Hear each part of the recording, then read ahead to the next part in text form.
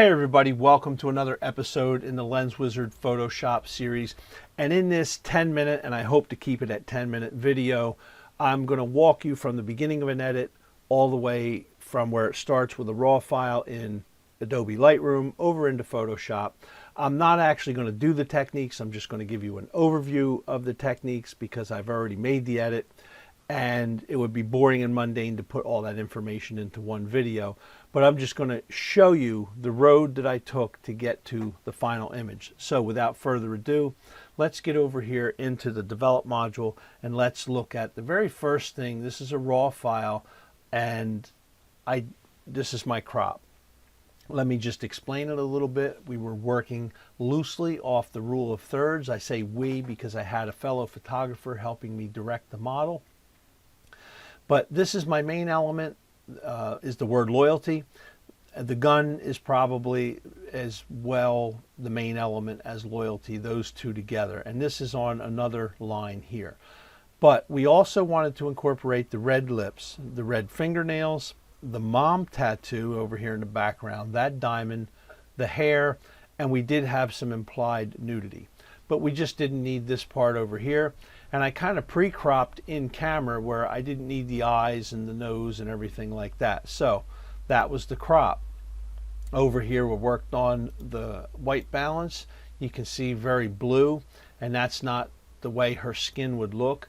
She is actually 50% Dominican and 50% Puerto Rican, so she is a woman with some tone to her skin. And under the lights, it looked, this is how I seen it with my eye. So I adjusted that. Then coming down here, pre-Photoshop to kind of set the file up to go into Photoshop, I adjusted my exposure up a little bit. I almost always, for this kind of image, bring my contrast down, but no more than 40. I went to 30.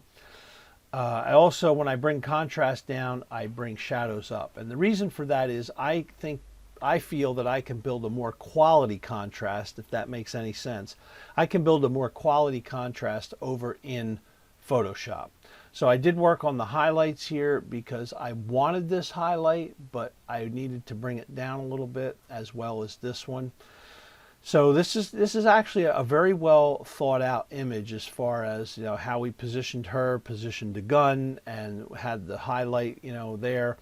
I did bring my whites up and my blacks. I don't always work on them, but I did. Other than that, there was nothing else done. We're ready to go over into Photoshop. So we get into Photoshop, and this is pretty much what we have now. I just take out, these really weren't blemishes, but I call them distractions. Like that little freckle right there. To me, that is a distraction. This one over here. So on this layer here, I just worked on some blemishes. They're not even blemishes. They're just freckles. Distractions. I took them out. Okay, the next thing that I worked on would be this armpit stain. And I know that's kind of a gross term for it, but let's be real about it, folks. It is what it is. It's armpit stain. Almost all of us have it. And if we don't have it on our armpit, we have it on the backs of our elbows. It's on our knees. It doesn't matter what color skin you are, whether you're black, white, Asian, if you're mixed, you know, this girl is mixed between two different ethnicities. It doesn't matter. You have this kind of stuff, and this is just something you have to deal with. It's a stain that bleeds over into a tan line and then goes to, you know, the negative part of the tan line. So it's tough, but the best way to deal with it is to just real simple. I'll just do and I'm going to do this real quick because I'm pressed for time here, but I made a second layer, change it to screen, which makes it super bright, and then put a black mask on it so it hides it. Go to your brush tool, and which is right here, and set your opacity to about 10. And with white, just come in, and I'm just going to do a mock-up of it here, but you're just going to basically do something as similar as that.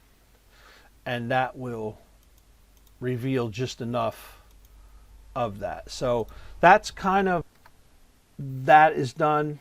And let me just delete that layer, so because I already have it made right here. And the one that I made wasn't quite as good as it should have been, but that was what I had. So let's see. Made that one, so we're moving on to the next one, and the next one is going to be just a fix on the highlight. The highlight was still a little too much, so if you want to see what I did there, I made a blank layer. I put the blending mode to darken, and then using a brush, a big soft brush, I come in and I pick a color right next to the highlight and then just paint on it with 10% opacity. I built it up a little more than what I needed. As you can see here, it's 84%. So I built it up a little more and then I backed it down. And then we go over here into make it a smart object so that we can work with our plugin. And our plugin was Nik Color Efex Pro 4. And I urge everybody to take advantage of the Nik collection because they're free download from Google. So let's turn everything off, and what I started with real quick was tonal contrast, and I bring everything down, bring the saturation back to the middle, and it softens everything. But with that said, I had some stuff that I didn't want to soften, so I had all these control points for things that I didn't want to soften. Okay, so then the next thing I did was Pro Contrast. And with Pro Contrast, a couple things here. I put control points in on this. Now this is stuff, the white is what I did want contrast on, and the black is what I didn't. I essentially didn't want the contrast to make those highlights any brighter than they were. Okay, and then the next thing we do is we go into light and dark and center, and that's just kind of a vignette, and you can change where you want place your center, and I placed it kind of right here, and which is kind of off from the actual center of the image, but that's why they give you that. So with that said, I'm saving that, and we're going to go back. Okay, now here we are back into Photoshop. So that was really all that's on that layer right there. Is you can see it kind of softened things up, and it kind of brought some things, you know, detail in. But now keep in mind, it made this gun a little more bluer, and that's one of the things that working with the Pro Contrast, I've noticed it'll add blue to stuff that's black. So if you got black hair, you're going to end up with blue highlights. And so you do these good things in one spot, and that's where you need to go to do the good things, but it gives you a bad thing to bring back to Photoshop that you got to counteract. That's just taking the good with the bad. So, but for the gun, I just left the blue on it. I just thought it looked kind of cool. So then the next thing was I fixed the tattoo. I have tattoos myself, and I know that red, the body sometimes rejects red color. So I, you know, filled that in a little bit, and how I did that was I did that by using the, I painted it. I went up here and I changed my brush to paint, or I'm sorry, not paint, to color. I painted it, but the blending mode is color. I'm kind of rushing a little bit here. So then the next thing we did after that, let's see. Okay, so the next one was a fix on this. There was still some stain on the arm. I had sent the image over to the model to look at, and she picked up these stains, and she, you know, she's like, "Can you fix that?" So we did, and then the next thing we fixed was we still had to work on that armpit stain. It just wasn't done yet. And actually what it was, the contrast kind of brought it back over in Pro Contrast. And then we worked on the lips, and with the lips I did hue and saturation, and I worked on the reds, and all I did was actually lighten them plus 14, and you can kind of see what that did for the lip here if I move in on that. The lips are a little blurry anyway because I wasn't focused on them, but it put just a little more detail back in the lips. And then the rest was dodge and burn. Okay, so dodge and burn, it kind of lightens up. Let's bring it in here. It lightens up the gun and darkens down the tattoos. You can kind of see on and off.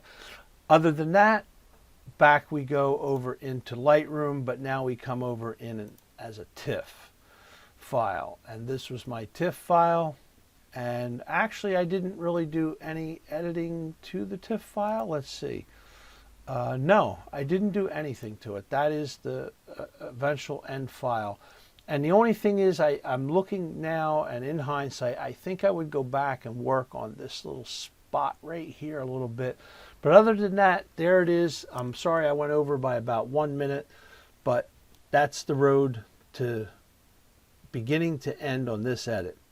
Okay, everybody, thanks so much for stopping by, and check me out. I'm Lens Wizard on Instagram, Reckless Pixel on Facebook, and if you have any questions, you can always email me at rich@recklesspixel.com, or you can connect with me on social media. Have a great day.